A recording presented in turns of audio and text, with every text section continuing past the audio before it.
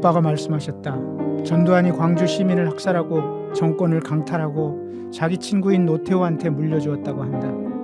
정당한 정권이 아니기 때문에 데모를 해야 하지만 앞장서지는 말라고 부탁하셨고 나는 네라고 대답했다.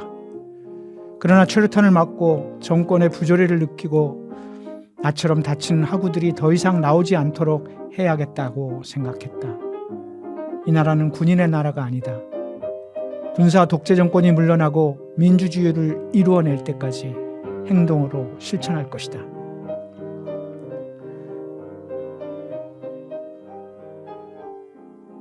(1991년 4월 26일) 명지대학교 1학년이었던 강경대 학생이 목숨을 잃기 며칠 전 썼던 일기의 한 대목입니다.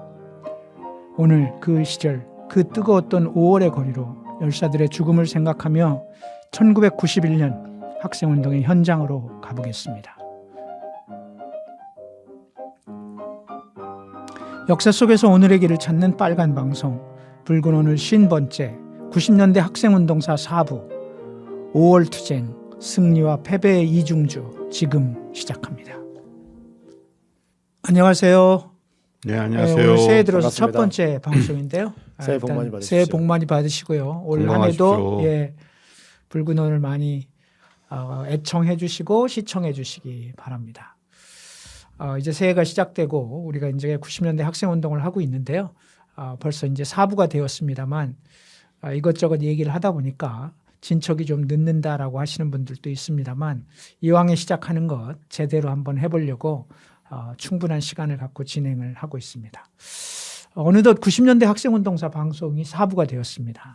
네. 지난 3부에서는 90년 보수 대연합으로 정비한 노태우 정권과 학생운동, 노동운동을 비롯한 민중운동의 치열한 격돌의 시간들을 이야기했는데요. 오늘은 91년 학생운동을 이야기할 차례입니다.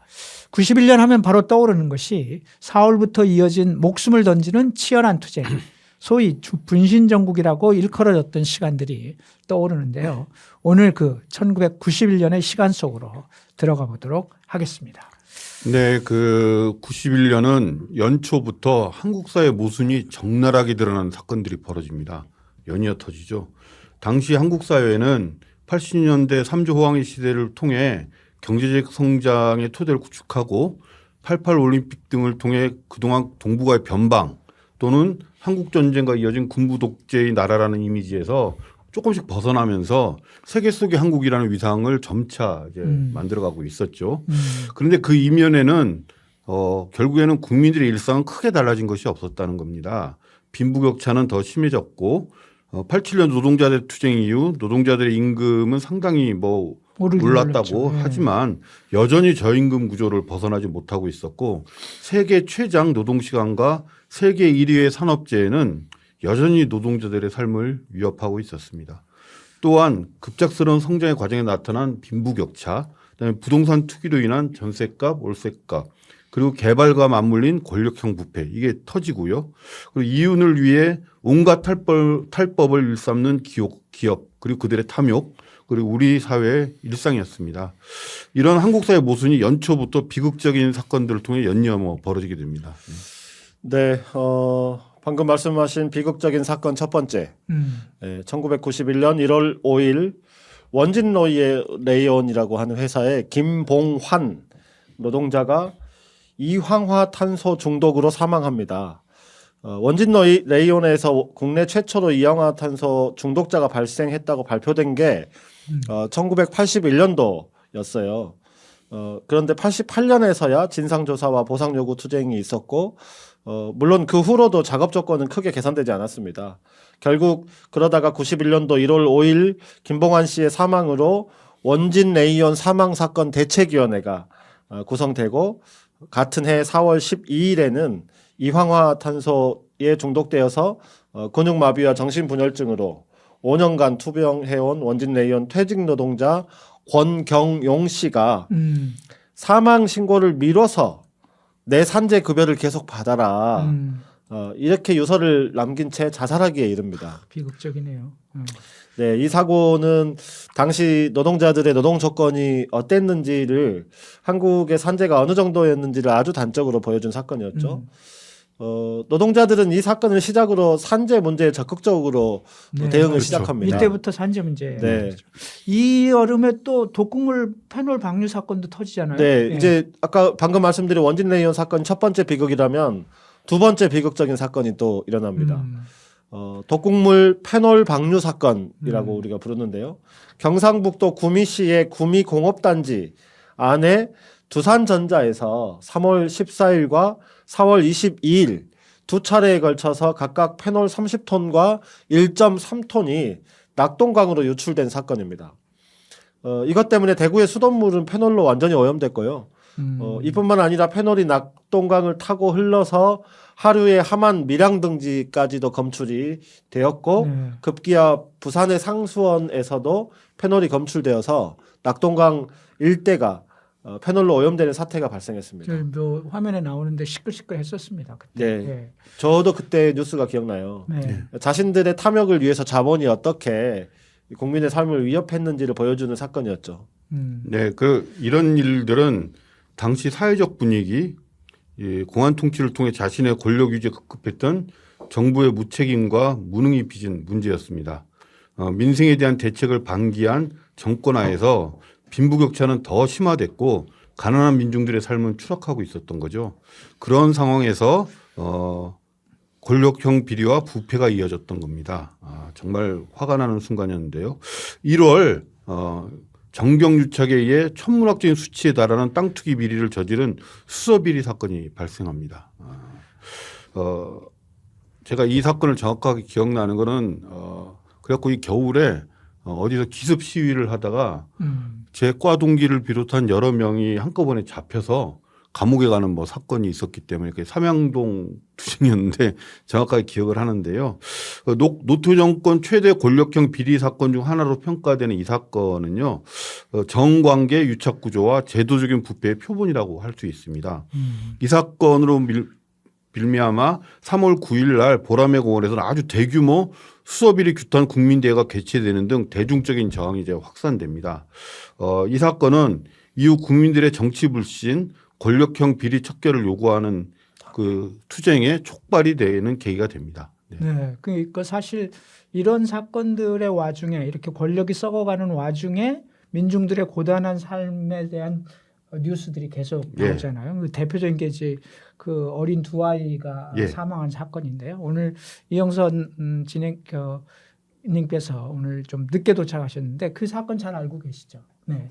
네, 지금 앞에서 살펴본 것처럼 권력이 이렇게 썩어가는 한편 민중의 삶은 한없이 고단했습니다.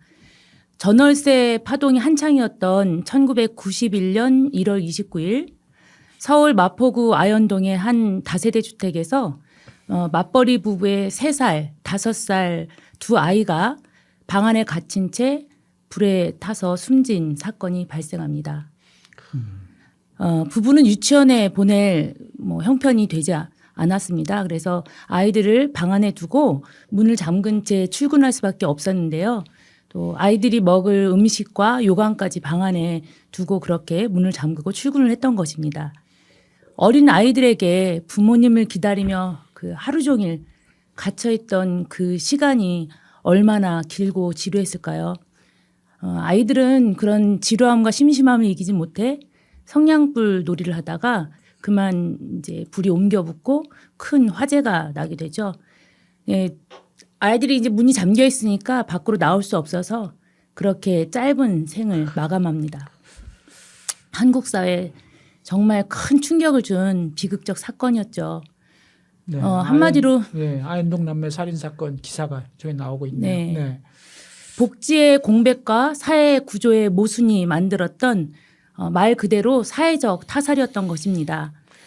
이는 당시의 도시 빈민과 또 서민 노동자들의 실제 생활이 어떠했는지를 그대로 보여주고 또 한국 사회의 빈부격차와 부패의 고리가 얼마나 극심했는지를 드러내주는 그런 사건이었어요.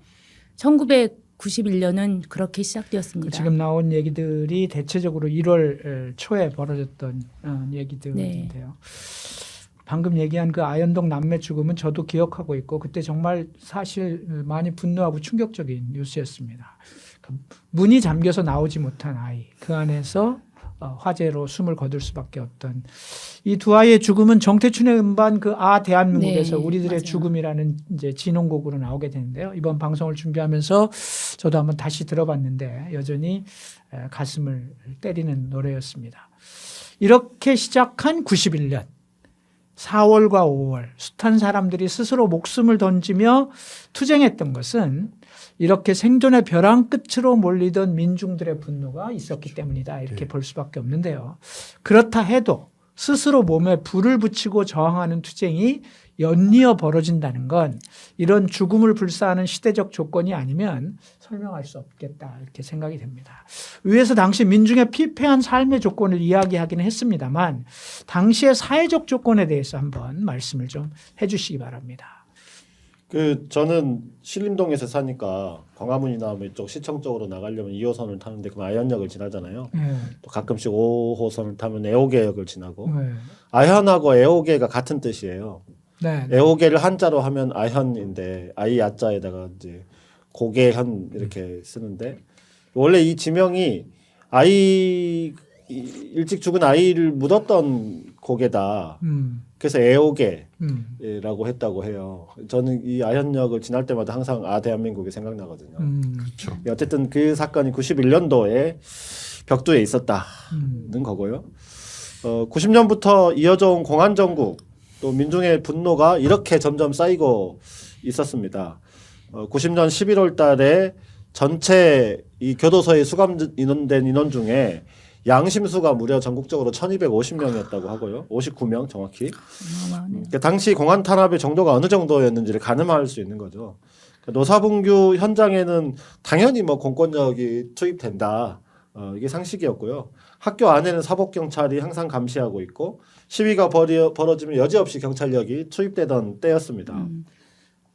이런 상황에서 원진 의원 사건, 페놀 사태, 또 아현동에서 일어난 아이들의 죽음 이런 것들이 당시 서민들의 고통스러운 삶이 드러나고 다른 한편에서는 이제 수서비리 사태와 같이 가진 자들이 이렇게 잔치가 또 시작됐던 거죠.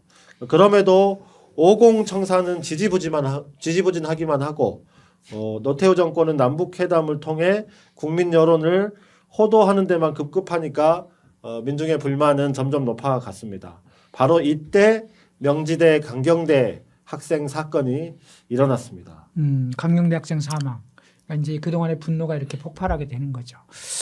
이제부터 다시 돌이키고 싶지 않은 과거이지만 그 참혹한 절망의 시대, 그 처절하고 아렸던 기억으로 남아있는 투쟁의 현장으로 이제 한번 떠나보도록 하겠습니다. 91년 4월과 5월로 갑니다. 생생하죠. 예, 저는 뭐 매우 생생한데요.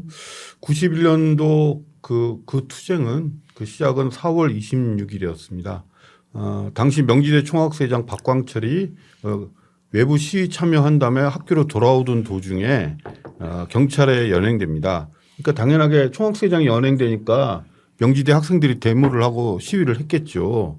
항의 집회를 하는데 곧바로 경찰이 교내로 진입했고 그 과정에서 정경이 휘두른 쇠파이프에 맞아 강경대 학생이 사망하게 됩니다. 네. 그러니까 이 학생이 정경한테 맞아 죽었다는 소식이 전국적으로 삽시간에 퍼지게 된 거죠. 요새처럼 인터넷도 없고 그런 시절이었는데 그 다음날 아침 뉴스에 그냥 대문짝만하게 실렸고 신문에 실렸어요.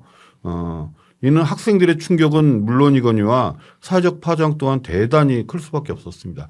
저는 이날 학내에서 무슨 그 토론회를 하다가 종이 쪽지로 온 소식을 들은 거예요. 그러면서 시신을 지켜야 된다라는 쪽지가 온 거죠. 그래서 불이 나게 이제 뭐 그날 밤에 시신이 어디에 있었냐면 세브란스 병원 장례식장에 있어요. 연세대학교 이렇게 통하는 공간이었는데 그 앞에 불이 나게 당시에 제가 밤에 가보니까 한 100명 정도 학생들이 모여가지고 그 시신 탈취를 할 가능성이 있다고 해서 거기서 뭐 불이 나게 연세대학교 쇠파이프 갖고 와갖고 쇠파이프랑 돌 막 깨고 하고 거기를 지켰던 기억이 생생합니다. 그렇게 91년 5월 투쟁은 시작된 거죠. 이제 87년 6월 항쟁이 박종철의 고문치사, 그 이한열의 최루탄 피격 사망으로 전두환 정권에 대한 국민적 분노가 폭발한 데서 비롯된 것이면 그걸 대부분 국민들이 기억하잖아요. 그런데 강경대 이 타살은 민주정부라고 보통 사람 시대라고 말하던 노태우 정권이 전두환 정권과 별반 차이가 없는 것 아니냐 이런 것을 국민들한테 직접적으로 보여준 사건이었고 그렇기 때문에 굉장히 분노가 클 수밖에 없었죠. 근데 네. 이것으로 끝나지 않았잖아요. 이 사건 이후에 정말로 안타까운 죽음이 이제 줄을 잇게 되는데요. 네. 소위 분신정국이라고 얘기했던 그런 죽음들이 이제 줄을 잇는데요. 그 고통스러운 기억을 다시 이야기하자니 참 안타깝긴 합니다만 그 뒤에 얘기 한번 좀 더 들어가 보죠. 네, 강경대 학생이 숨진 지 사흘 뒤 4월 29일에 전남대 학생 박승희가 강경대 사망을 규탄하는 집회 현장에서 분신합니다. 지금 나오고 있는데요. 이어 5월 1일 안동대 김영균, 5월 3일 경원대 천세용이 분신하고 5월 8일 전민련 사회부장 김기설이 서강대 옥상에서 유서를 남기고 분신한 뒤에 투신해 숨집니다. 그리고 5월 12일에 서울 직장 민주화 청년연합 회원 윤용하가 5월 18일엔 주부 이정순, 전남 보성고 학생 김철수, 광주의 운전기사 차태권이 잇따라 분신합니다. 이어 5월 22일 정상순까지 분신을 택하면서 이때까지 무려 9명이 분신으로 목숨을 잃었습니다.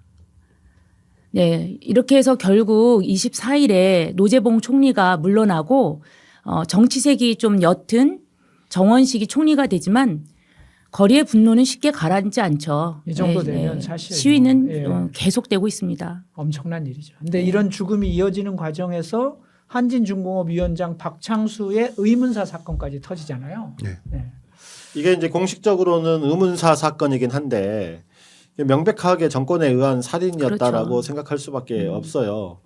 5월 6일 안양병원에 입원해 있던 박창수 한진중공업 노조위원장이 사망합니다.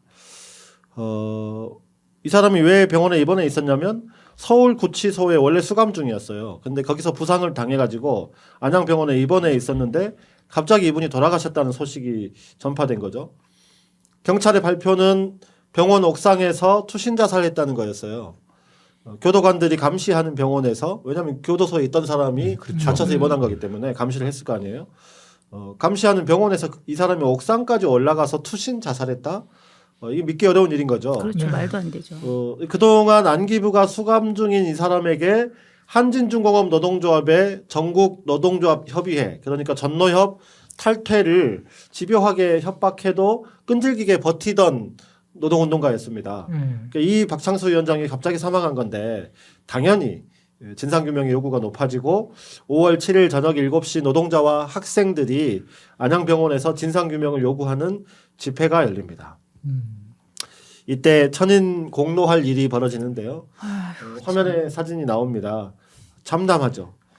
경찰이 집회가 끝나자마자 백골당과 전경 22개 중대를 투입해서 영안실 벽을 뚫고 시신을 탈취해가 버려요. 벽을 뚫고요. 어떻게 이런 일을 벽을 할 수 뚫는다는 있는지. 게 참. 네. 이 다음에 이제 경찰이 강제 부검을 실시해서 다시 한번 투신 자살이다라고 발표합니다. 그러니까 지금도 여전히 박창수 위원장의 죽음은 그 진상이 아주 정확하고 세세하게 알려져 있지는 않습니다.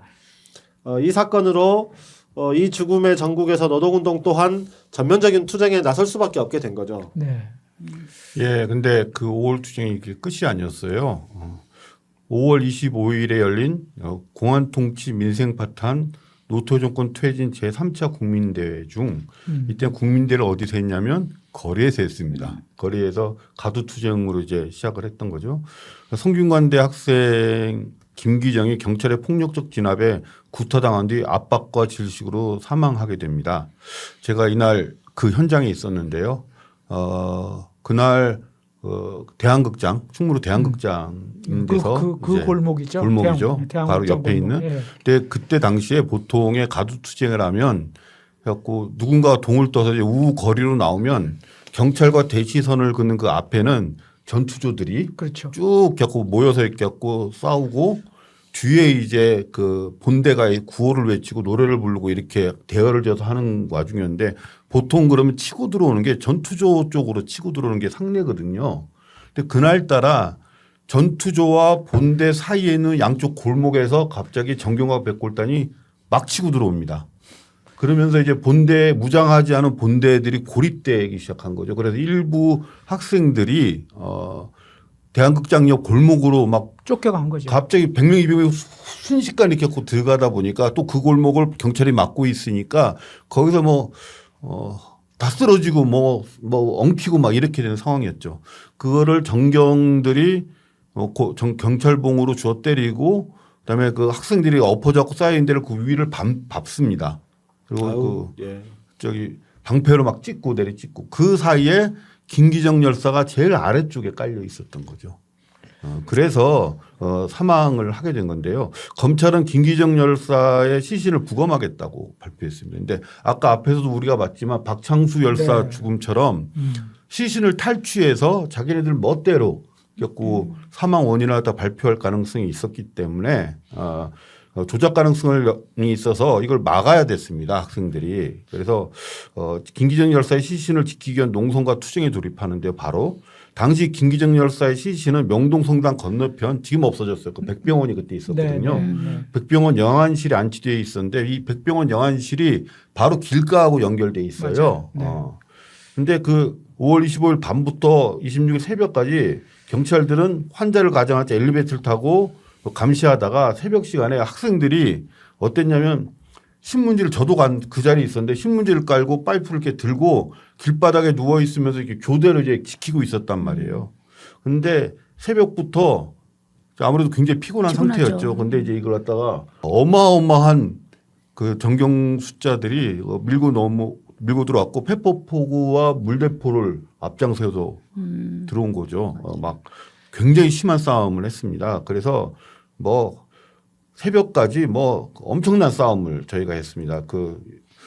몇 차례 걸쳐 동이 트기 전까지 백골단과 경찰이 체류탄을 쏴대고 물대포를 쏘며 쳐들어왔고요. 한편에서는 당연하게 화염병과 돌, 쇠파이프 등이 이제 날아다니고 이러면서 쇠와 쇠가 부딪히는 격렬한 전투가 벌어졌죠.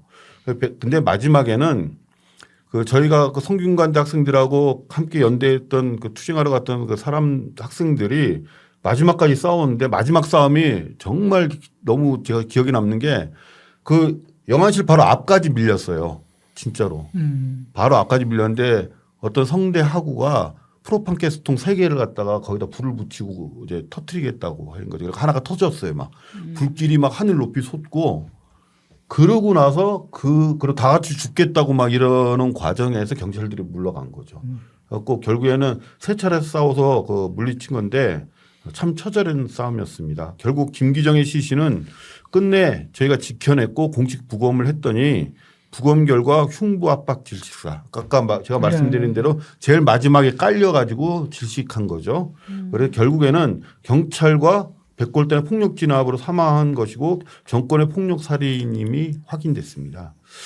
저기 사진에 이제 김기정 열사의 49제 사진이 나오고 있는데 그 어머님이 지금 왕십리 노점상을 아직도 하고 계신데요. 2021년에 그 어머님 삶을 다룬 왕십리 김종분이라는 포스터가 보이는데 그 다큐멘터리가 나옵니다.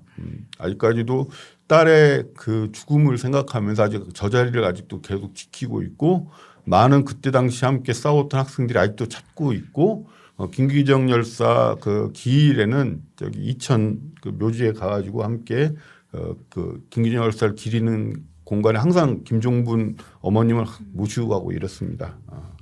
어쨌든 그 이후에 엄청난 투쟁이 있었지만 또 노태우 정권은 공권력으로 강력하게 진압합니다.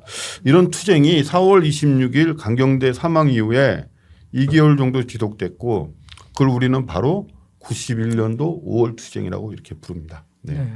그 시절을 얘기하면서 우리 준수가 눈물이 그렁그렁 맺혀가지고 목이 잠긴 목소리를 들으셨을 겁니다. 어쨌든 이 과정에서 학생 빈민 노동자 등 11명이 분신을 했고요. 한진중공업 박창수 노조위원장 의문사와 강경 진압으로 인한 김기정 성균관대 학생까지 포함을 하면 모두 13명이 사망을 하게 되는데요. 정말 많이 죽은 겁니다. 이 기간 동안 저도 거의 매일을 시위로 살았는데요. 단 하루도 시위가 없었다는 날이 없었을 만큼 서울은 최루탄과 투석, 화염병으로 뒤덮였습니다. 권력에 의한 살인, 그 무엇보다도 용서할 수 없는 범죄였는데요. 그 기간 동안 그럼 어떤 투쟁들이 벌어졌는지 한번 들여다보도록 하겠습니다. 네, 1991년 5월 투쟁은 공안 통치와 3당 합당을 통해서 권위주의적 통치로 회귀하던 노태우 정권에 최대의 위기를 안긴 투쟁이었습니다. 강경대 사망 사건이 발생한 4월 26일부터 투쟁 지도부가 명동성당에서 완전히 철수하는 6월 29일까지 전개되었는데요. 이 기간 동안 전국적으로는 한 2,300여회 그 집회가 열렸었고 해체 민자당, 퇴진 노태우라는 구호 아래 대규모의 시위들이 잇따랐습니다. 물론 이제 학생운동과 노동운동이 그 앞장을 섰고요. 학생운동은 매일 학교별 집회 및 가두 진출 투쟁을 이어갔습니다. 수업 들어간 기억이 거의 없죠. 네, 뭐 저는 평상시에 수업 은 잘 안 들어갔어요. 등록금 왜 냈는지 모르겠어요. 강경대 열사 사망 직후인 4월 29일에 전국 60여 개 대학에서 5만여 명이 규탄 집회와 시위를 시작하며 이제 투쟁이 확산됩니다. 5월 1일에는 메이데이 투쟁과 결합해서 전국에서 집회와 거리 시위가 벌어지고 서울만 보더라도 노동자와 학생 5만여 명이 격렬하게 가두 투쟁을 전개했습니다. 이후 5월 9일에 민자당 해체와 공안 통치 종식을 위한 범국민 결의대회가 전국 42개 시군에서 열려서 30여만 정도가 참석하는데 아마도 87년 이후에 최대 규모의 조직적 시위겠죠. 학생운동은 학교별로 동맹 휴업을 이끌어내면서 투쟁을 이어가고 노동운동도 98개 노조, 4만 4천 명의 시한부 파업, 360개 노조에 18만 명의 점심시간 집회, 잔업 거부 결의로 결합하면서 5월 투쟁은 이렇게 넓게 확장되어 나갑니다. 근데 여기서 몇만 하는 거는 사실상 경찰 추산이죠. 언론에서 네. 나오는 거라서 그것보다 두세 배 더 많았다 그렇죠. 이렇게 생각하시면 될 것 같아요. 네. 5월 14일에 강경대 장례식은 경찰 저지로 일단 막혔어요. 다만 전국적으로 30만의 학생, 노동자, 시민 등이 이 규탄 시위에 참여했고요. 각계각층이 시국선언을 통해서 이 투쟁에 힘을 보탰습니다. 광주항쟁 기념일이 다가오고 있었죠. 투쟁은 점점 불이 붙었고 5월 18일 5.18 국민대회와 또 2차로 치러진 강경대 장례식이 전국 81개 시군 40여만 학생, 노동자, 농민, 재야, 정당 등 각계각층이 참여해서 진행되었습니다. 이때쯤이 이제 5월 투쟁이 최정점에 향해서 그렇죠. 치닫게 되는 시점인데요. 서울에서 5월 18일 날 광주로 이제 이 묘지를 광주에 두기로 한 거죠. 광주로 향하던 이 운구 차량이 있었는데 이 운구 차량이 고속도로를 통해서 봉고차로 왔는데요. 톨게이트를 통과를 못해요. 경찰이 다 그렇죠. 막아서. 그래서 이 톨게이트 앞에서 대치가 일어나게 됩니다. 원래는 톨게이트를 통과해서 광주 시내로 진입하고 5월 18일에 맞춰가지고 전남도청 앞에서 노제를 지내고 망월묘역으로 향할 계획이었는데 이걸 경찰이 막은 거죠. 5월 18일 날 못 들어오고요. 5월 19일 새벽까지 경찰과 계속 대치를 하다가 광주 운암동에 있는 서광주 나들목 앞에서 대치 중에 시민들이 가드레일을 뜯어버립니다. 그리고 보통 가드레일 다음에는 약간 이게 뭐라고 하죠? 내리막길이 예, 되면서 이게 계곡 같은 게 있잖아요. 예, 거기를 인근에 있는 나무를 베어서 거기를 채워버립니다. 예, 그래서 뒤에서 밀고 차는 시동을 걸고 해서 톨게이트를 통과하지 않고 봉고차, 운구차가 광주 시내로 진입을 합니다. 거기서 또 한번 경찰이 막아가지고 거의 뭐 날을 새다시피 투쟁을 하다가 결국 5월 20일 날 노제를 지내게 되는데요. 저의 집하고 제가 그때 고3이었는데 우리 학교도 그 근처에 있었어요. 그래서 제가 집에도 안 들어가고 학교도 안 가고 여기에 있었는데요. 그때 생각이 어쨌든 선합니다. 이거를 운암대첩이라고 시민들이 명명하기 시작합니다. 대첩이라고 할 만하네요. 네. 2박 3일 싸웠다니까 거기서. 그리고 고속도로에 그 가드레일을 뜯어내고 네. 길을 새로 만들었다는 거 아니에요? 그렇죠. 한마디로. 네. 없는 길을 만든 거고요. 어쨌든 국가 폭력에 맞선 조직적 대항으로 이 운암대첩이 역사화된 사건이고요. 91년 5월은 이렇게 뜨거웠습니다. 그러니까 이때는 이거 뭔 일 생기는 거 아니야 싶을 정도로 사실 뜨겁긴 뜨거웠습니다. 뭐 이쯤 되면 이제 정권으로서도 공권력의 힘만으로는 저지하기가 쉽지 않다라고 하는 판단이 있었을 것 같은데요. 이걸 계속 힘 대 힘으로만 대결할수록 정권의 위기가 더 커질 수밖에 없는 그 정도로 어쨌든 시민들, 국민들의 분노가 컸던 시기였는데요. 대책에 부심할 수밖에 없었을 것 같은데. 예, 그렇겠죠. 정부 대책이. 예. 이 강력한 투쟁을 저지하기 위해 고심하던 노태우 정권에게 뜻밖의 원군이 나타납니다. 와. 91년 5월 5일 저기 지금 나오는데요. 유신 정권에 맞서 감옥에 갔다 온 그 저항신의 상징이었죠. 김지아는 조선일보에 젊은 벗들 역사에서 무엇을 배우는가 죽음의 구판을 걷어치워라 라는 제목의 칼럼을 게재하고 분신 행위에 대해 맹렬히 비난합니다. 한쪽에서 치열한 투쟁, 그것도 목숨을 던지며 투쟁하고 있는데 당장 죽음의 구판을 걷어치우라니 와. 그 분노가 지금도 그렇죠. 막 너무 현실적으로 들끓어요. 예, 이 칼럼이 죽음 그 행위에 대한 애도나 안타까움 속에서 중단을 요구하는 게 아니라 투쟁 자체에 대한 그 비판이었던 거죠. 그래서 민중운동 진영의 충격이 굉장히 컸습니다. 네. 왜냐하면 저도 그때 이 글이 나왔을 때 도대체 이 사람은 뭐 하는 사람이냐라는 생각이 들 정도였거든요. 사실 김지아 하면 당시 민주화 운동의 상징이었던 사람입니다. 타는 목마름으로. 그렇죠. 70년대 박정희 독재에 싸운 그 이력을 볼 때 그가 쓴 칼럼의 무게는 굉장히 컸는데요. 이렇듯 민주화 운동의 상징 중 하나였던 김지아가 민중운동을 이렇게 대놓고 조선일보를 통해 비판하다니 많은 사람들에게 충격과 혼란을 주었습니다. 바로 이제 반박문들이 이어서 나오고요. 논쟁이 이제 불붙기 시작합니다. 이 논쟁의 과정에서 김지아는 뭐 각종 인터뷰에 답을 하는데 굉장히 더 보수적인 성향을 드러내는 거죠. 그래서 대학가에서는 김지아 책 불매운동이 진행되었고 학생 집회에서는 그의 시집이 불태워지기도 했습니다. 제가 그때 당시에 소속되어 있는 과 학생회실에 큰 액자가 하나 있었어요. 80년대 초반 선배가 글을 굉장히 잘 쓰는 분이 만들어줘서 우리 학생회실의 상징 같은 거였는데 타는 목마름으로 민주주의 만세.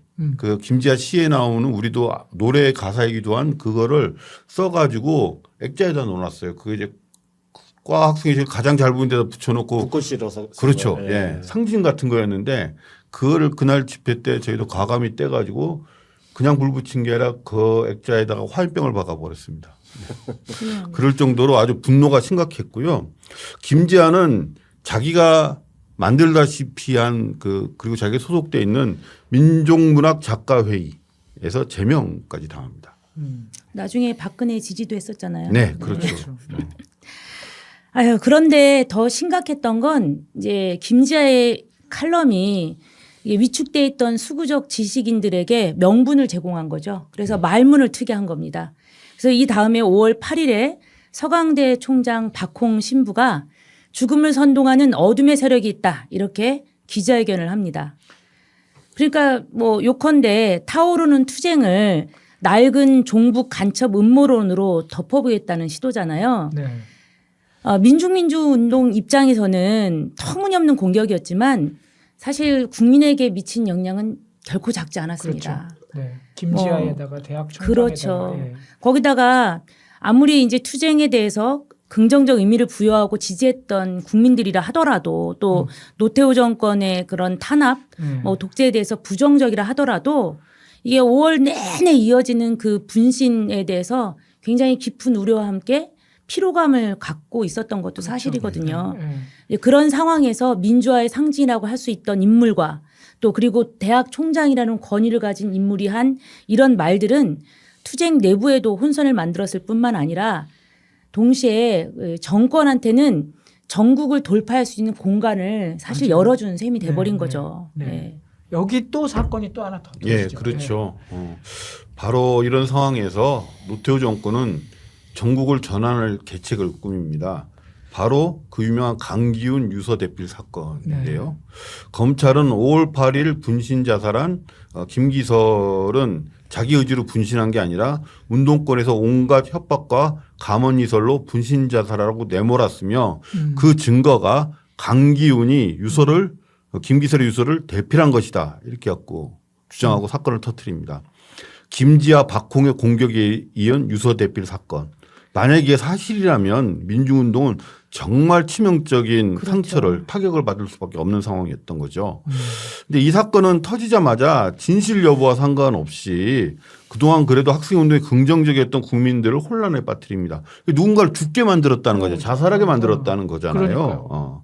그래서 특히 국가수 감정인이었던 김형영이라는 사람이 강기훈의 필적이 맞다. 김기설 유서가 이게 감정을 해버립니다. 그래 이게 증거로 채택돼서 결국에는 징역 3년에 자격정지 1년 6개월형의 선고를 최종적으로 받습니다.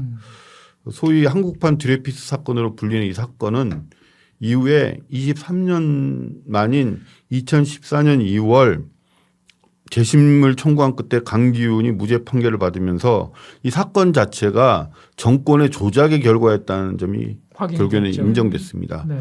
근데 이제 너무 늦었죠. 2015년 5월 14일 대법원이 무죄 확정 판결을 했지만 그 강기훈 씨는 죄송합니다.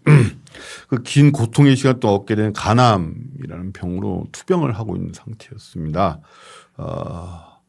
뭐 그 시기에 5월 투쟁을 했었던 그리고 그 시기 한가운데서 투쟁했던 저로서는 그분을 생각하면 지금도 굉장히 마음이 아프고요. 관련된 영화가 한번 몇 년 전에 나왔습니다. 1991년 봄이라는 제목의 영화도 책도 나왔고 권경원이라는 네. 분이 그 책도 만들고 다큐멘터리를 만들었는데 한번 찾아보셨으면 좋겠고요. 아 정말 눈물 나는 이야기고 가슴에 이 한 사람의 인생을 그리고 그 사람이 살아왔던 역사를 이 권력이 이렇게 자기 마음대로 조작하고 사람의 인생을 진짜로 나락으로 떨어뜨려도 되는가 이런 분노를 가질 수밖에 없는 상황이었죠. 네. 네. 오늘 저기 끝나기 전에 한번 통곡을 하는 거 아닙니까? 아닙니다. 그 기사 중에 되게 할아버지 되셨는데 그때 과거의 일 무죄 판결 나오는 기사들을 이렇게 보게 되잖아요. 그리고 동시에 그분들이 살았던 삶까지 이렇게 소개되는 걸 보면 지금 그런 똑같은 분노를 느끼게 되더라고요. 네. 예. 어쨌든 이렇게 민중운동의 투쟁이 이런 공격을 받으면서 어려움을 겪고 있던 시기가 이제 6월인데요. 6월 3일 투쟁의 불꽃을 꺼트리게 되는 결정적인 사건이 또 발생하게 됩니다. 그렇죠. 바로 정원식 총리설이 계란 투척 사건이었죠. 노태우 정권은 이제 위기 돌파를 위해서 강경파였던 노재봉 총리를 경질하고 좀 정치색이 좀 얕았던 외국어대 교수 정원식을 총리로 선임하는데요. 지금 이제 사진에서도 보이네요. 네. 그는 이제 문교부 장관 시절에 전교조 교사 1,500명을 해임 파면한 인물이기도 했습니다. 그러면 정치색이 얕은 사람이 1,500명을 해임 파면해요. 강한 사람은 그 정도로 하지 않았겠죠.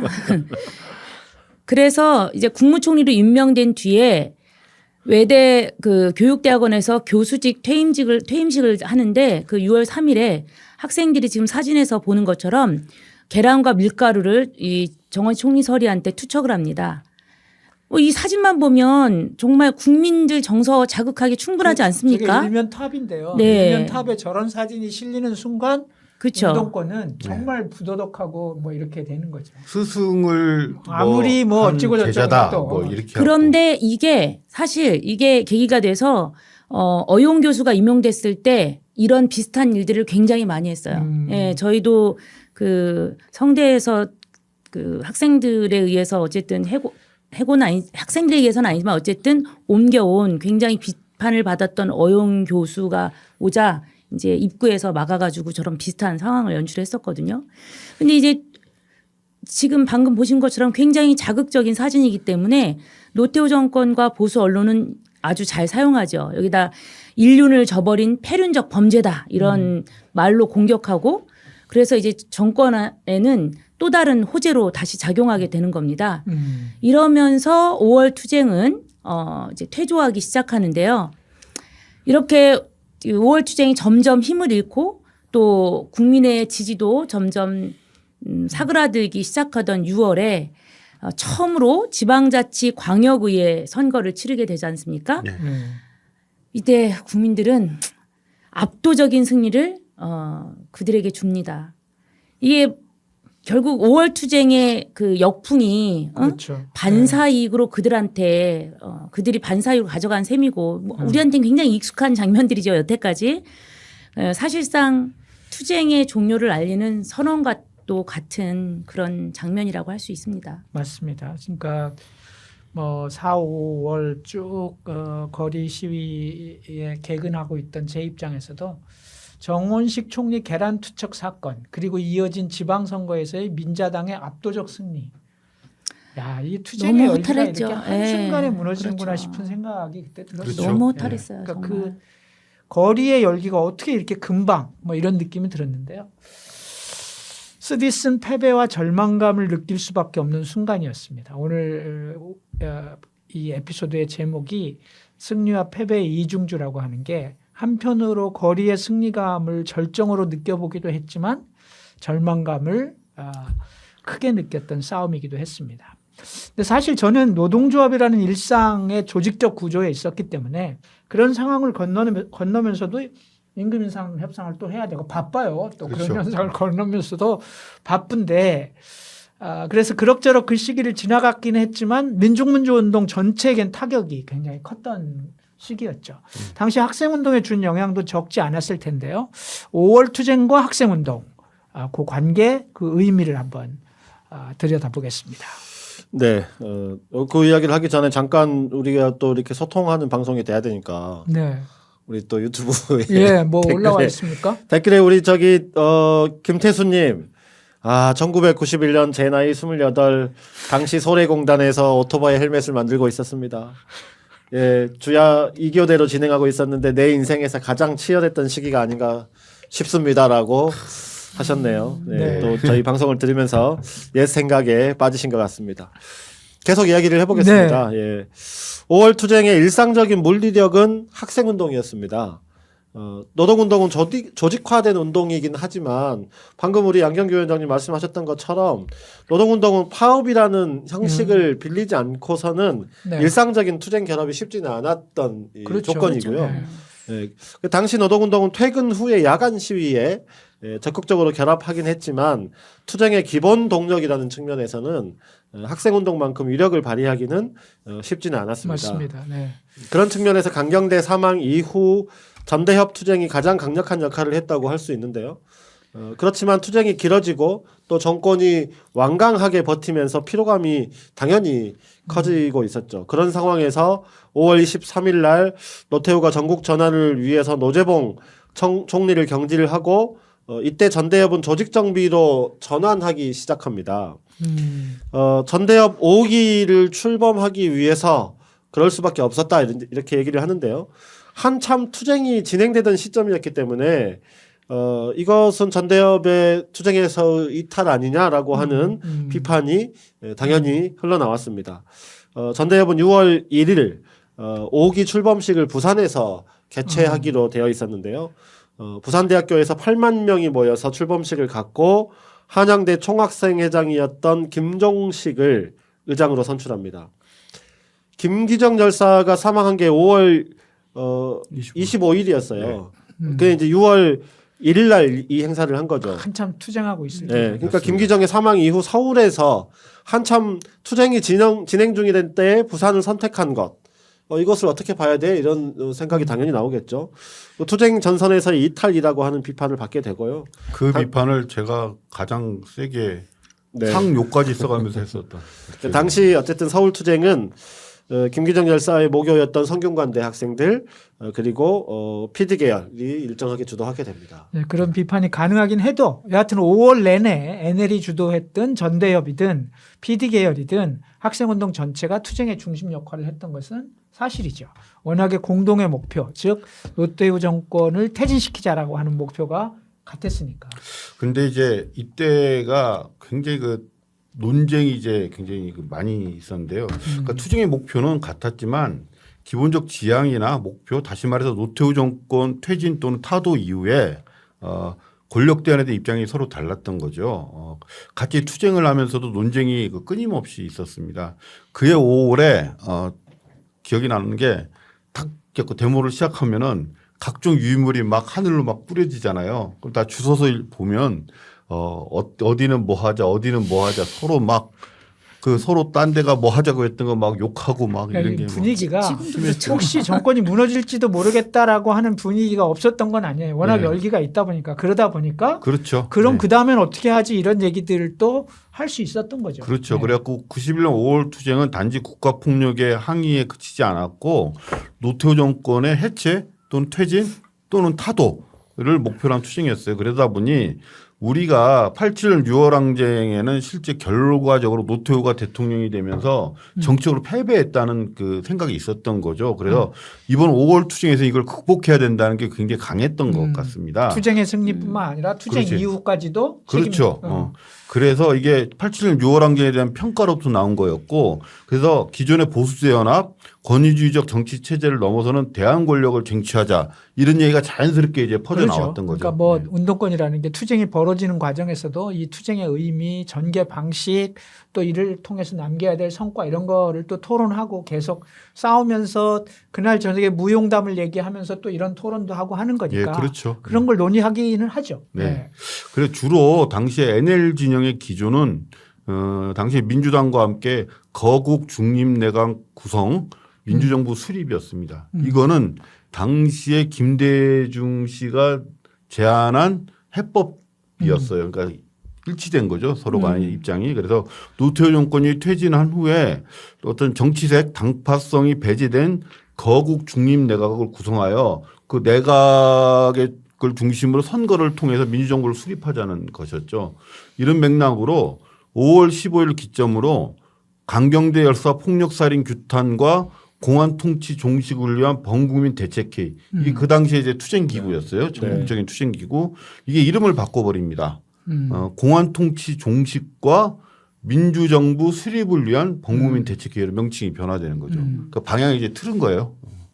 그래서 이에 대해 PD결은 이런 거국 중립 내각 구성 민주정부 수립에 대해 부르주아 민주주의 범위 내에서만의 체제 정비일 뿐이다. 이게 무슨 세상을 그렇죠. 바꾸는 거냐 이렇게 강력한 비판을 좀 그러니까 하게 되죠. 이렇게 이럴라고 우리가 싸웠냐. 이렇게 투쟁하는 와중에도 기본적인 목표와 방향을 위한 논쟁은 이렇게 진행되는 거죠. 사실 당시 운동권 내부에 고양된 분위기는 노태우를 퇴진시킬 수도 있다. 이런 분위기가 없었던 건 아니거든요. 네. 정서적으로 있었기 때문에. 그러면 PD계열은 어떤 입장이었어요? 참 조심스럽고 어려운 말씀인데요. 그 PD 성향의 각 정파가 단일한 입장을 갖고 있지는 않았습니다. 일단 뭐 87 체제를 반민중적 권위주의 구조로 규정하고 이걸 청산하기 위해서 계급 투쟁을 전면화하는 임시 민주혁명 정부 수립이 필요하다는 그런 주장도 있었고요. 거창하죠. 아까 들은 얘기랑은 아주 사뭇 다른 뭐 또 다른 흐름은 노태우 정권 타도의 기치 아래 민중이 스스로 권력을 조직해 가야 한다. 기존의 정당 정치나 군부 정치를 넘어서 투쟁 현장에서 민중위원회를 구성하고 각 부문 대표가 참여하는 민중 권력 기구를 세워서 실질적 민중 권력을 수립하자. 뭐 이런 구상도 제기했어요. 엄청나죠?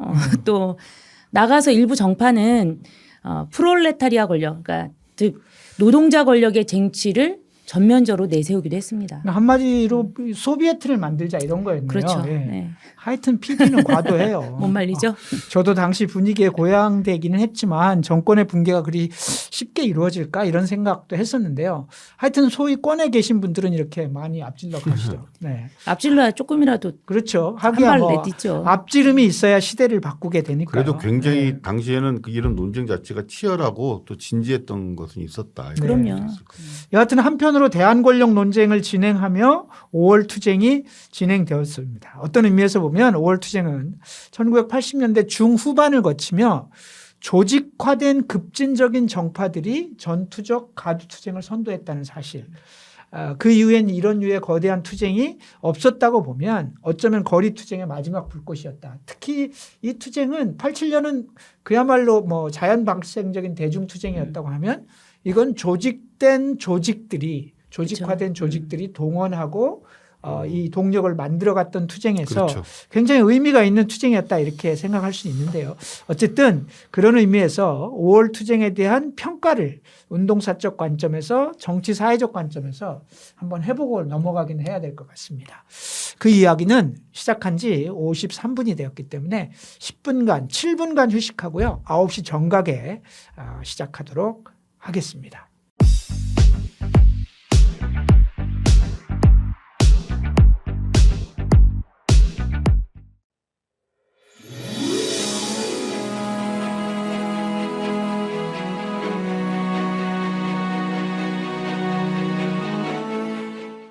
여러분은 지금 붉은 오늘 양경규, 나경채, 이영선과 함께하고 있습니다. 역사 속에서 오늘의 길을 찾습니다. 붉은 오늘.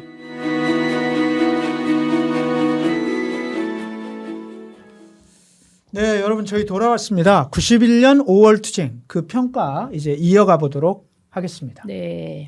91년도 5월 투쟁은 뭐 결정적으로 노태우 정권의 퇴진을 만들어내지도 못했고 국가폭력에 대한 명백한 심판을 이뤄내지도 못했다는 점에서 한켠에서는 뭐 실패한 투쟁 아니냐 이렇게 갖고 말할 수 있습니다. 그렇게 얘기하시는 분들도 있고요. 그런데 그렇다고 해서 이 투쟁이 운동사적 의미가 없냐 그러진 않는 것 같습니다. 저는 그 87년 6월 이후 4년 만에 민주운동이 폭발적인 투쟁 동력을 보여줬다는 측면에서 저는 평가를 할 수 있다고 생각합니다. 의미 있었다는 거죠. 보수 정치의 야합으로 조성된 강력한 공안 탄압의 기조 속에 수많은 구속자를 내면서 밀리던 민중운동의 저력, 그 힘을 보여줄 수 있었고 이를 통해 국무총리를 경질시키고 공안 통치 흐름에 제동을 건 것은 일정하게 성과가 있었다라고 할 수 있을 것 같습니다. 네. 국무총리 2명을 보니까 쥐가 더 싫냐 바퀴벌레가 더 싫냐 이런 말이 그러긴 바뀌어서. 하지만요. 어쨌든. 저는 그 5월 투쟁이 노태우 정권의 본질을 국민한테 선명하게 드러낸 싸움이었다는 점을 평가하고 싶습니다. 87년 이후 민주주의가 진전된 듯 보였지만 여전히 군사 정권식 통치와 병영적 사회체제가 유지되던 상황에서 노태우 정권의 민주주의가 허울에 불과하다는 걸 확인시킨 투쟁이었던 거죠. 이런 계기가 있었기에 이후 민주화가 되었다고는 하지만 이 과정은 역설적으로는 또 군사 정권에 종속됐던 자유주의 정치 세력의 공간도 넓혀줍니다. 사진에서 보시는 것처럼 김영삼으로 대표되는 민자당 내 개혁 세력, 김대중으로 대표되는 야당 역시 이후 정치적 지평을 열 수 있었죠.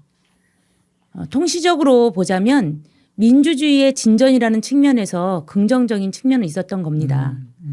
물론 5월 투쟁 역시 87년 6월 항쟁처럼 투쟁의 과실이 온전히 민중의 것이 되지는 못했다는 점이 무척 아쉽죠. 하지만 적어도 군사정권의 후예에 대한 국민적 거부감이 더 커졌다는 것은 분명하다고 할 수 있습니다. 네, 두 분이 91년 5월 투쟁의 긍정적인 면에 대한 얘기를 한 반면에 저는 뭐 부정적인 평가의 측면도 한번 살펴봐야 되지 않겠어요?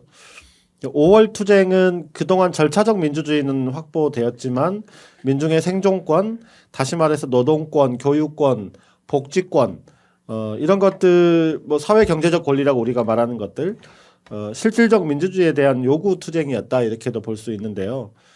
그렇지만 이 투쟁은 이런 부분에 있어서는 긍정적인 성과를 그다지 거두지는 못했다 이렇게 평가할 수 그렇죠. 있습니다.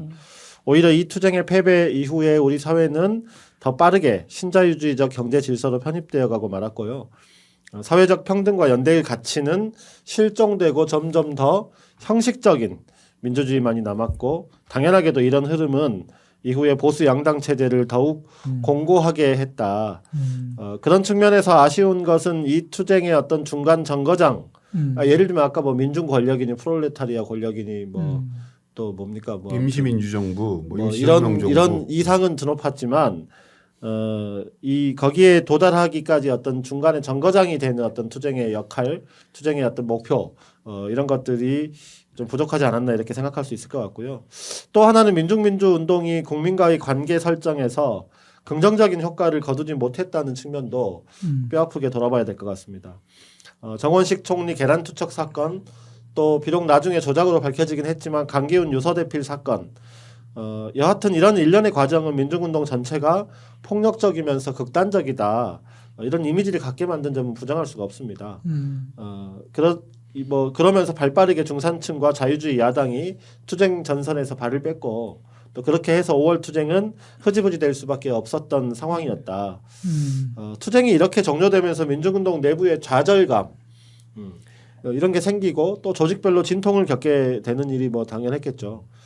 전민련의 해산은 바로 이런 투쟁의 실패가 준 영향이 컸다, 이렇게 평가할 수 있을 것 같습니다. 네. 저도 사실 그 지점이 참 가장 뼈아픈 대목이라고 생각하는데요. 5월 투쟁은 87년 6월 항쟁과는 달리 조직된 운동 주체들이 조직력으로 정권을 직접 압박한 투쟁이었잖아요. 그렇죠. 그런데 그 성과는 결국 자유주의적 정치 세력이 가져가고 조직운동은 심각하게 이완되고 해체하고 이런 과정을 겪게 되는데, 뭐 학생운동도 물론 예외는 아니었습니다. 당시 거리 투쟁의 핵심 동력이었던 전대협 중심의 학생운동은 투쟁 이후의 전망을 보수 야당 지지로 귀결하도록 이렇게 방향을 설정함으로써 스스로 운동의 가능성을 가두게 되었고, 동시에 또 내력꽂기식 대중동원, 이런 관성적인 투쟁 방식에 머무르면서 대중적 기반을 점차 상실하게 됩니다. 그 결과 학생운동 전반의 역량 약화로 이어지게 되죠. 그런 의미에서 보면 저는 전대협의 시대는 이 5월 투쟁을 끝으로 저물었다고 생각하고요. 어쩌면 그런 문제의식 속에서 새로운 대안으로 한총련이 등장한 것이겠죠. 네. 다들 한마디씩 평가를 해주셨습니다. 그러니까 한마디로 요약하면 91년 5월 투쟁은 87년 항쟁에서 못다한 민중 중심의 실질적 민주주의를 위한 투쟁이었다. 네. 그러나 결과적으로 그 성과는 자유주의 세력에게 넘겨줄 수밖에 없었다. 그렇긴 하지만 그것이 누구의 책임도 아닌 바로 투쟁 주체들의 문제였다, 이렇게 생각이 됩니다. 그렇다 하더라도 역사란 실패에서 배우는 법이 있는 것처럼 사회적 평등과 연대를 위한 또 다른 운동적 과제를 확인한 싸움이었다는 측면에서, 그리고 이제 그런 교훈을 받고 이후 노동운동, 진보정당운동, 학생운동이 이 한계를 어떻게 극복할 것인가를 노력했다는 점에서 물리적으로 드러난 것은 실패일지 모르지만 운동사적으로는 중요한 인식의 전환을 만든 투쟁이었다, 이렇게 볼 수 있을 것 같습니다. 네. 하여튼 이 정도로 5월 투쟁의 의미를 확인하고요. 이제 91년 상반기 5월 투쟁, 이걸 넘어서서 91년 하반기로 한번 넘어가서 이야기를 해보도록 하겠습니다. 네, 이제 1991년 하반기가 시작됩니다. 하반기에는 민중민주주의 운동에서 5월 투쟁에 대한 평가를 전반적으로 하면서 그 평가에 기반한 조직 정비를 하게 되는데요. 학생운동 또한 5월 투쟁이라는 격렬한 정치적 투쟁 이후에 학생운동 내부의 전략을 정비하고 조직을 수습하고 전망을 모색하는 이런 시간이었다고 볼 수 있을 것 같습니다. 특히 열사들의 죽음으로 인한 격렬한 투쟁이 있었지만 정권 퇴진 요구는 좌절되었기 때문에 학생운동은 심각한 패배감에 빠져들 수밖에 없었는데요. 여기에다 노태우 정권이 5월 투쟁 이후에 공안 탄압을 강화하고 나오면서 범민련에 대한 탄압, 구속, 각종 조직 사건을 연달아 터뜨렸어요. 이에 학생운동도 큰 부담을 받았고, 이에 맞서서 전대협은 한편으로는 9월부터 11월 사이에 전국적인 국가보안법 철폐투쟁, 또 공안정국 분쇄투쟁을 주제로 한 집회, 선전활동, 뭐 이런 것들을 정권 규탄 활동을 일상적으로 진행을 했고요. 또 한편으로는 내부 정비와 장기적 과제의 설정, 그리고 조직 재편에 나서게 됩니다. 이런 상황과 맞물리면서 학생운동 내부가 앞으로의 활동 방향과 조직운동을 놓고 NL 세력과 PD 세력 간, 그리고 NLPD 내부에서의 노선투쟁과 분화가 진행되는데요. NLPD 간의 노선투쟁은 다음해 그러니까 92년도를 책임질 총학생회 선거를 둘러싸고 벌어졌습니다. NL그룹은 대체로 5월 투쟁의 의의를 계승하되 정권 퇴진이라는 급진적 슬로건을 이제 좀 자제하고 민주정부 수립과 자주적 민족 통일로 노선을 수정하려는 경향성을 대체로 보였고요. PD그룹은 5월 투쟁의 평가와 함께 대중적 학생회론, 또 학생자치의 복원, 학내 민주주의 확대 이런 것들을 주요 공약으로 내세우면서 고려대 등 일부 대학에서는 PD 후보가 당선되기도 했습니다. 동시에 NLPD 내부에서 더 다양한 논쟁들이 등장하는데요. 뭐 이걸 통해서 소그룹으로의 분화도 일어나게 됩니다. 그 전까지는 대체로 NLPD라는 큰 흐름으로 이어졌던 학생운동이 91년 하반기 NLPD 논쟁은 물론 NLPD 각 그룹 내에서도 다양한 논쟁이 벌어지게 되는데요. 그 이전부터 논쟁이 없었던 것은 아니지만 91년 하반기와 92년 초에 본격적으로 복잡하고 다양한 분파운동의 흐름이 시작되게 되는 계기가 됐던 거죠. 네. 네, 그 학생운동의 NLPD 노선 투쟁과 각 NLPD 그룹 내 분화 과정을 이야기는 해야 되는데 그에 앞서서 먼저 91년도 하반기 민중운동 진영의 변화, 민중운동 조직의 재편 과정을 먼저 좀 살펴봐야 될 것 같아요. 네. 5월 투쟁의 과정에서 그리고 그 이후 평가 과정에서 민중운동 내부에는 단일한 전략, 단일한 조직적 구심의 필요성이 이제 제기됩니다. 급하게 이제 분산돼 있다가 어쨌든 5월 투쟁을 했다가 하나의 그 대책 기구를 만들어서 투쟁을 경관했지만 이게 좀 일상적이고 안정적인 어떤 그 조직이 필요한 것 아니냐라는 문제 제기가 이제 나오기 시작하는 거죠. 그래서 전국적 민중운동 전선을 위해서 또 한편에서는 민주정부 수립을 위한 대중연합 전선체 논의도 이제 시작되기 시작하는 거죠. 이러한 논의의 중심은 소위 5전이라고 해서요. 전노협, 전농, 전대협, 전빈련, 전청협. 이게 이제 87년 이후 노동운동의 성과를 축적한 부문별 운동. 그러니까 노동운동이면 전노협, 농민운동이면 전농, 학생이면 전대협, 빈민이면 전민련, 그다음에 청년이면 전청협. 요렇게 전국적인 조직들이 모여서 조직 논의를 시작하는 거죠. 이걸 그때 당시에는 5전 회의라고 했어요. 5개 전자 돌림 조직이 모여서 어떤 새로운 조직체 건설을 논의한다. 좀 있어 보이네요. 예? 있어 보여요? 예. 오전 모둠 막 이런 거 생각나는데요. 그리고 이들은 그 각자 부문의 독자적인 그 활동 노선을 넘어서 전국적인 정치 투쟁을 준비하는 정치적 실천 통일체의 필요성에 공감하고 지속적인 논의를 합니다. 그래서 결국에는 1991년 12월 1일 민주주의 민족통일 전국연합이라는 상설연합체를 건설하게 되죠. 사진에 지금 나오는데요. 이게 연세대학교에서 당시에 창립대회가 있었습니다. 근데 그날도 제가 갔었는데요. 그때 뭐 데모 한번 빠지질 않았으니까 그때는 어떤 일이 있었냐면 연세대학교에서 한다고 하니까 연세대로 완전히 원천봉쇄를 했을 거 아니에요.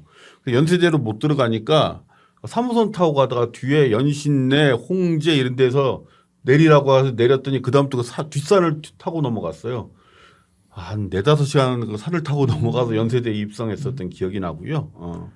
당시에 강인함, 개운재, 문익환, 백기환, 박형규, 이소선 선생님을 상임 지도위원으로 하고 권종대 전농의장을 상임 의장으로 고광석 전빈련 의장, 한상열 국민연합 공동의장, 지선 민족자주통일불교운동연합협의회 의장을 공동의장으로 맡았습니다. 그 이후에 창립 이후에 윤영규 정교조 대표, 그 김진균 민규협 대표, 단병호 전노협위원장 등이 공동위원장으로 이제 다시 결합하게 되고요. 그래서 전체적으로 14개 전국 단위 운동 조직, 아까 뭐 전자 들어가는 것뿐만 아니라 교회 나머지 플러스 알파하고 12개 지역 조직이 이 조직의 골간이었는데요. 나중에 경기동부 연합이 추가로 가입하면서 13개 지역 조직이 됩니다. 이 방송을 보시거나 들으시는 분들은 많이 익숙한 이름이기도 할 텐데 그렇죠. 경기동부연합 또는 인천연합, 부울경, 광전연합 이런 것들이 당시의 전국연합의 지역 조직의 이름으로부터 시작됐다. 그렇죠. 이렇게 네. 할 수 있을 것 같습니다. 이렇게 이제 전국연합이 탄생하게 되는군요. 네. 사실 이 단체는 이후 우리 운동에 매우 중요한 역할과 의미를 갖는 단체가 되는데요. 이 단체를 조금 더 설명을 해 주셨으면 좋겠습니다. 네, 제가 해보겠습니다. 전국연합은 민통연과 전민련으로 이어져 온 민중민주운동의 전국적 연합체를 계승한 조직이었습니다. 이전의 연합체들이 대중조직의 결합이라기보다는 주요 인사들을 중심으로 대표되는 그런 성격이 강했다면 전국연합은 명실상부하게 대중적 기반을 갖춘 대중운동 조직들의 연합체였다는 점에서 민중운동의 중요한 진전이었다고 평가할 수 있습니다. 전민련이 전선운동과 정당운동을 둘러싼 논쟁을 거치면서 일부 인사들이 진보정당 건설로 이제 이탈하고 또 그 과정에서 역할과 위상이 상당히 위축되었던 그런 조건 속에서 5월 투쟁을 기점으로 새롭게 결성된 전국연합은 이후에 투쟁 선전체로서 기능하면서 통일운동의 중심 역할을 수행하고 민주운동의 구심체로 자리를 잡아갑니다. 다만 시간이 흐르면서 전국연합은 전체 민주운동을 폭넓게 아우르는 정치적 전선체라기보다는 안타깝게도 점차 NL그룹의 전국 중앙 조직 운동체로서의 성격이 강화되는 그런 모습을 보이게 됩니다. 네, 나중에 그렇게 되는 경향성이 좀 두드러지긴 합니다. 그러니까 95년 민주노총이 창립되고 나서도 민주노총이 전국연합에 가입할 거냐라고 하는 게 안건으로 올라와요. 그래서 이제 논쟁을 하게 되는데 그때도 뭐 당연히 전체 민중운동을 망라하는 이 연합체라고 하면 가입하는 게 당연한 거죠. 그렇죠. 노동운동의 전국 조직이면. 다만 전국연합의 노선 문제가 논쟁거리가 되면서 민주노총의 이제 비NL 쪽 사람들이 사실 뭐 NL의 전국 조직 아니냐 뭐 이런 문제 제기들이 있고 하면서 결과적으로 가입을 안 하게 됩니다. 그 위원장님 같은 분이 강하게 주장하셨던 거 아닙니까? 뭐 그럴 수도 아니 있는데요. 그리고 용어 선택을 너무 편향되게 하니까 사실 선뜻 뭐 여기에 같이 흐름을 맞추기가 어려웠죠. 근데 이제 민중운동의 연합체로서 전국연합 어쨌든. 근데 그 주요한 활동으로 아까 이제 통일운동 뭐 이런 것들을 주도해 나갔다 이렇게 했는데 통일운동은 이미 90년에 창립한 조국통일 범민족연합, 범민련이 있었잖아요. 그렇죠. 그 공안 탄압이 계속 진행되는 과정에서 이 범민련은 어떻게 됐어요? 이게 뒤에 보면 한 4, 5년도쯤 되면 전국연합과 범민련 간에 통일운동을 둘러싼 그 갈등이 이제 벌어지기 시작하는데 그건 그 뒤에 좀 구체적으로 좀 알아보고요. 일단 이 당시에는 그 범민련과 전국연합이 통일운동을 놓고 뭐 특별한 노선의 차이나 경쟁 관계가 있었던 건 아니었어요. 전국연합은 통일운동의 주요한 주체로서 범민련을 인정하고 통일운동에 관한 한 범민련을 중심으로 하는 운동을 지원하고 지지하는 역할을 하고 있었습니다. 그러나 사실 범민련의 활동은 91년 이후에 안정적인 활동을 하기가 어려운 구조였어요. 그것은 정부가 범민련을 이적단체로 규정해 버렸기 때문인데요. 일단 90년 12월에 윤희상 그 작곡가죠 유명하신 윤희상 선생을 의장으로 하는 그 해외본부가 범민련 해외본부가 탄생하고요. 91년 1월 23일에는 문익환 목사를 준비위원장으로 하는 남측본부 준비위원회가 결성되고 91년 1월 25일에는 윤기복을 의장으로 한 북측본부가 결성돼서 본격적인 활동을 하는데요. 이 범민련의 핵심 중에 하나가 3자연대, 그러니까 남과 북 그리고 해외의 3자가 연대에서 통일운동을 하겠다라는 게 핵심이거든요. 여기 이제 북이 들어가는 문제가 있잖아요. 그래서 노태우 정권은 범민련이 북한을 이롭게 하는 통일 노선을 갖고 있다는 이유로 이적단체로 규정하고 이를 강력하게 탄압합니다. 그래서 이제 범민련이 원래 가장 중요한 사업이 매년 8월 15일에 개최되는 범민족 대회였는데요. 이 노태우 정권의 탄압으로 해외와 남북이 모두 참여하는 대회를 원만하게 여는 것은 사실상 불가능하게 된 거죠. 또한 이제 회의를 해야 되는데 의결기구로서 사업의 중심적인 그 골간 단위가 되어야 될 그 범민족 회의라고 있었는데 이것도 한 자리에 모일 수가 없어요. 요새처럼 줌이 없었기 때문이죠. 그러다 보니까 줌이 있어도 안 돼요. 예. 북한하고 줌 통신을 못 하는 거니까. 그러다 보니까 사실상 한 자리에 모일 수가 없어서 이 회의도 개최가 불가능했던 거죠.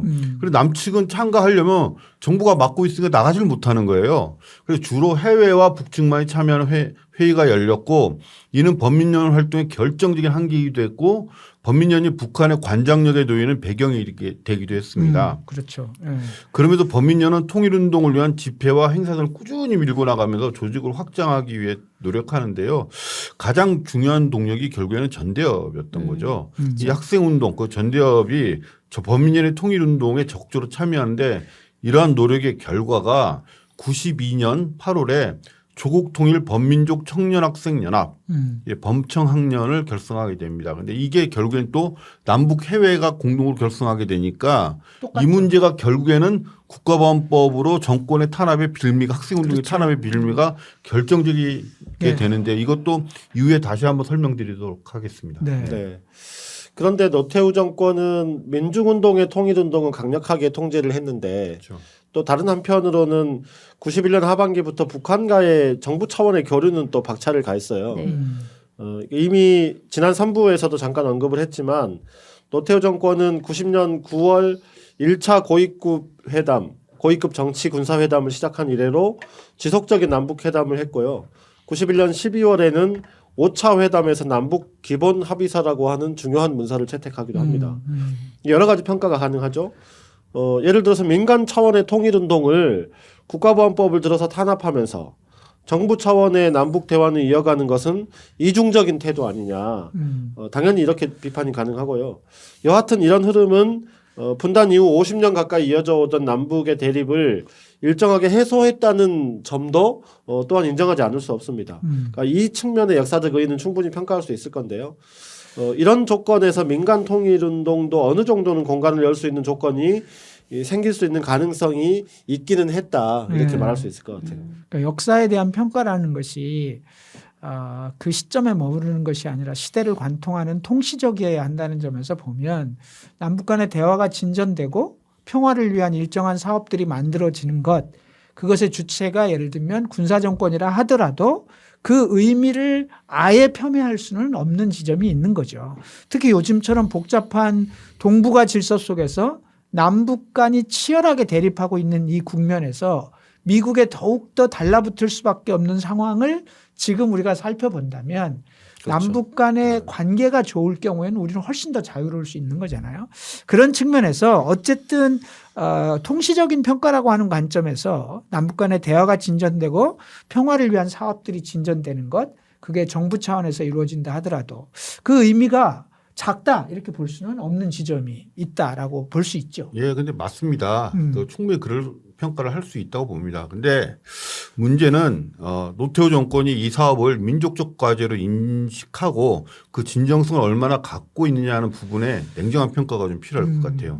만약 노태우 정권이 남북 간의 평화 정착 사업 또는 통일운동 또는 통일 사업에 대해서 진정성을 갖고 접근했다면 범민련이나 그 통일운동을 하는 학생들에 대해서 충분히 유연성을 발휘할 수 있어야 되거든요. 근데 오히려 정부는 이 그 평화운동이나 그 평화교류나 통일과 관련된 이슈를 독점하면서 민간의 통일운동을 탄압하는 수단으로 이제 생각한 지점이 분명히 있다는 거죠. 이것 때문에 민중운동 전체 차원에서는 강력한 비판이 뒤따르게 되는데요. 당시의 평가와 지금의 평가가 다를 수는 있겠지만 당시에는 이를 기만적인 통일 공세 또는 뭐 반동적인 북방 통일 공세 이렇게 이제 불리기도 했다는 거죠. 잠깐만요. 이제 준수가 평가를 좀 하고 있는데요.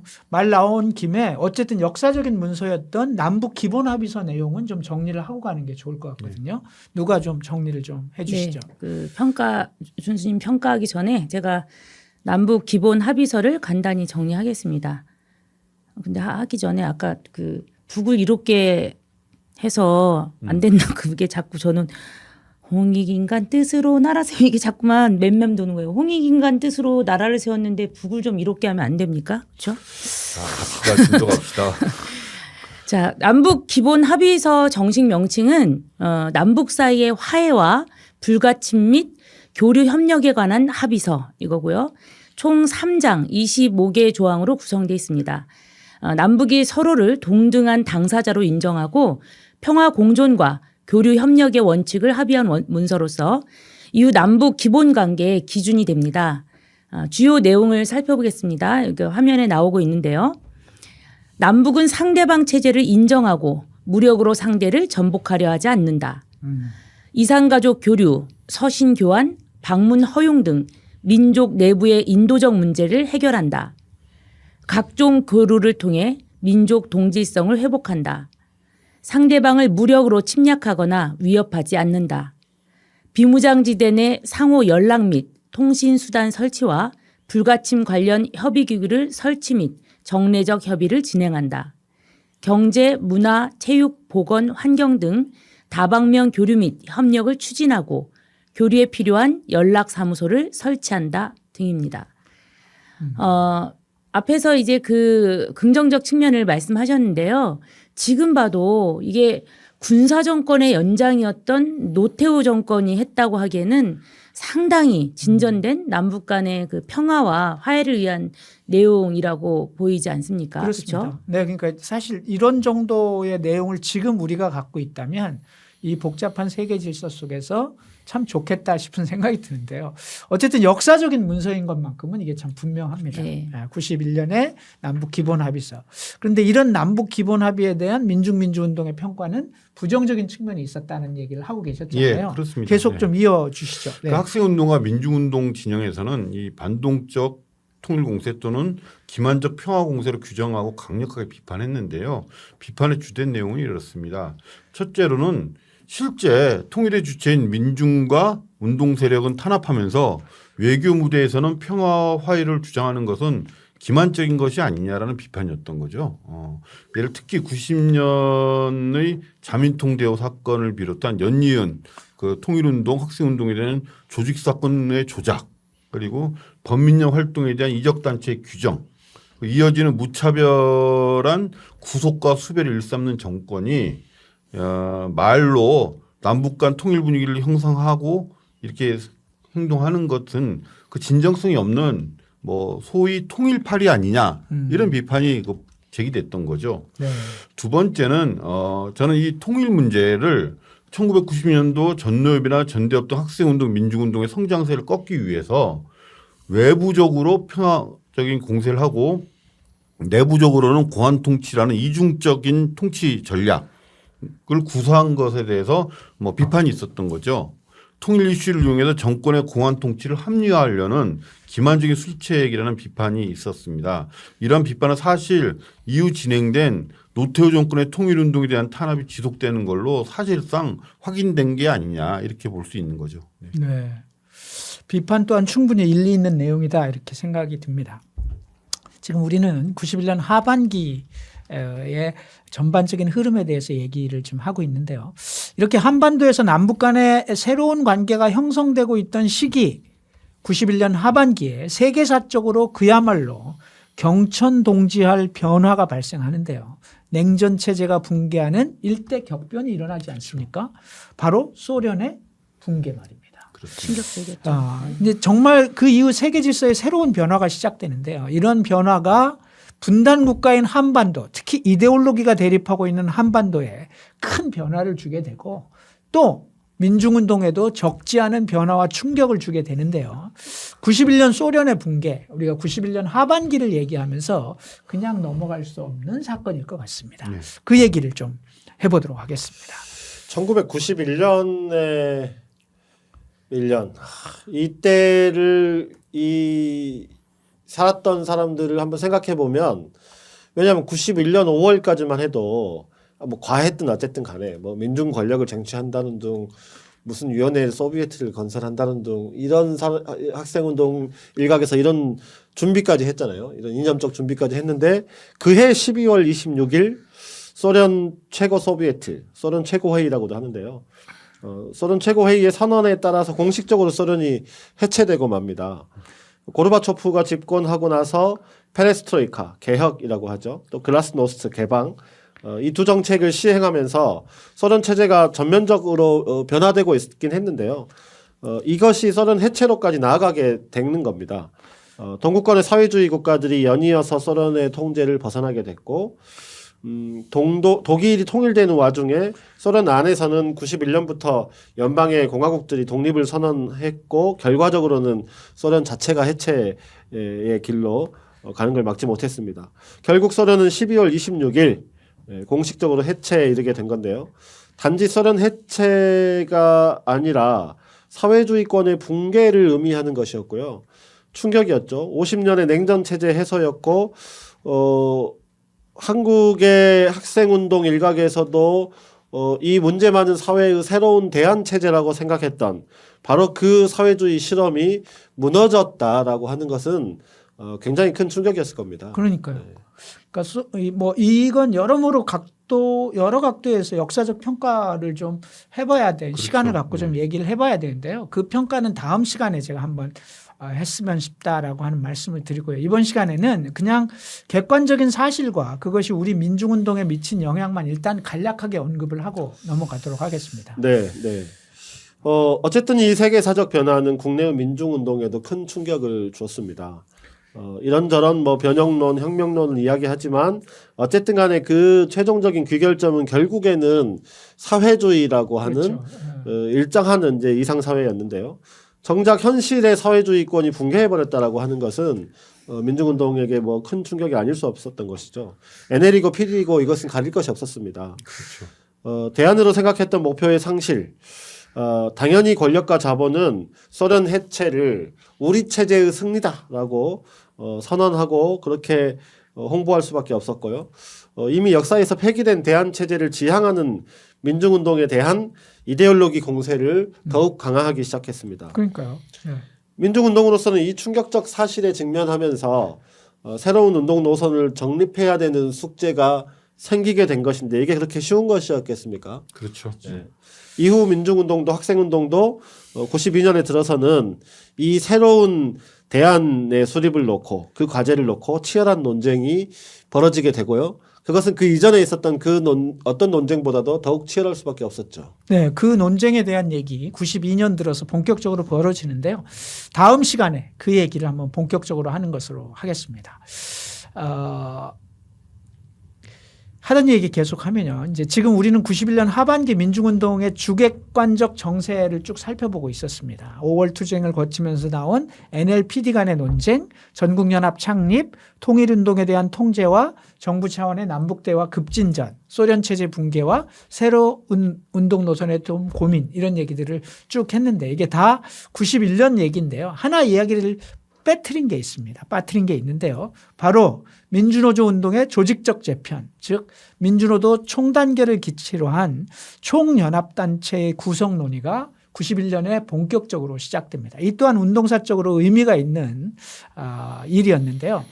이건 제가 정리하는 게 좋을 것 같습니다. 아무래도 제가 몸담았던 노동운동이니까 노동운동은 87년 7, 8, 9 대투쟁 이후 민주노조의 규모가 급격하게 증가하게 됩니다.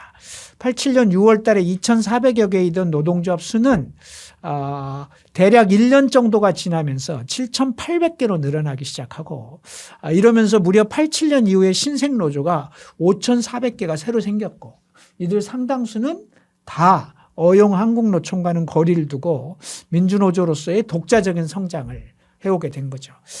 이들의 갈래를 보면 일부는 중소제조업 중심의 전노협으로 또 사무 전문직 중심의 업종회의로 그리고 대기업 노조들의 연대체인 대기업 연대회의 나중에는 이게 이제 현총련 현대그룹 노동조합 총연합 대우그룹 노동조합 협의회 등으로 이렇게 이제 분화되긴 합니다만 어쨌든 이렇게 세 갈래로 이어져 온 민주노조들의 연합단체는 함께 공동으로 투쟁하기도 하고 쭉 하다가 이럴 게 아니라 우리도 노총을 만들어야 되는 게 아니냐라고 하는 고민을 하기 시작하는 거죠. 이런 고민들을 이제 91년 들어서 본격적으로 하게 되는데요. 91년 10월 9일 ILO 기본조약 비준 및 노동법 개정을 위한 전국 노동자 공동대책위원회 흔히 ILO 공대위라고 부르는데 화면에 나오고 있습니다. 그래서 이 ILO 공대위로 발전하게 되고 이 ILO 공대위를 통해서 이제 공동투쟁과 공동사업을 해가면서 총연합단체 구성으로 나가보자 이런 이제 고민들을 하기 시작하는 거죠. 이제 이후 민주노총 건설 과정은 나중에 한번 더 설명을 드리겠습니다만 1991년 10월 달에 구성됐던 ILO 공대위 그리고 이걸 통한 총연합단체 구성에 대한 논의 이런 얘기들은 91년에 중요한 또 하나의 흐름이었다는 말씀을 드리도록 ILO 하겠습니다. 기본 조약이 아직도 다 가입이 안 되어 있는 거 아닌가요? 그렇죠. 네. 제가 이 ILO 공대위의 서울 대표였습니다. ILO가 이제 지역별로 지금으로 말하면 민주노총 지역본부죠. ILO 공대위의 서울 대표를 하면서 어쨌든 이제 사업을 하게 되는데요. 그 얘기도 다음에 한번 또 할 기회가 있으면 하도록 하겠습니다. 자, 어느덧 시간이 다 되었습니다. 오늘 얘기를 하다 보니까 시간이 다 됐는데 오늘 방송 정리를 해야 하겠습니다. 돌아보니까 91년 하반기는 그야말로 세계사적으로도 스펙타클했고 대한민국도 스펙타클했습니다. 세계 질서의 엄청난 변화 속에서 남북교류의 물꼬가 트던 시기, 그럼에도 여전히 국가보안법이 기승을 부렸던 시기, 그리고 한편으로는 이런 속에서 새로운 운동방향에 대한 모색과 조직 재편이 있었던 시기, 이게 91년이었습니다. 오늘 미처 못한 이야기 쭉 얘기하면서 앞에서 얘기를 했는데 미처 못한 이야기가 NLPD의 대립과 논쟁, 그리고 NLPD 내부에서 벌어진 분화, 이런 얘기들은 미처 못했습니다. 그 얘기는 다음 시간에 맨 먼저 하고 92년 학생운동 얘기를 하도록 하겠습니다. 워낙 복잡한 얘기에서 여러분에게 한숨 쉬어가시라고 좀 아껴두었습니다. 다음 시간에 5부에서 이야기하도록 하겠습니다. 자, 오늘 모두 수고 많이 하셨습니다. 수고하셨습니다. 수고하셨습니다. 수고하셨습니다. 감사합니다. 오늘 시간이 계시고, 엄청 빨리 갔네요. 다음 시간에 뵙도록 하겠습니다. 누가 내 누이의 이름을 묻거든 이 땅의 모든 풀꽃들이 피어나는 5월의 이름이었다고 말하여라. 누가 내 누이의 나이를 묻거든 짐승도 잡지 못할 눈물겨운 봄이었다고 말하여라. 누가 내 누이의 얼굴을 묻거든 강물처럼 흐르는 사람들의 가슴 속에 살고 있는 얼굴이라고 말하여라. 누가 내 누이의 죽음을 묻거든 그것은 곧 시작이었다고 말하여라.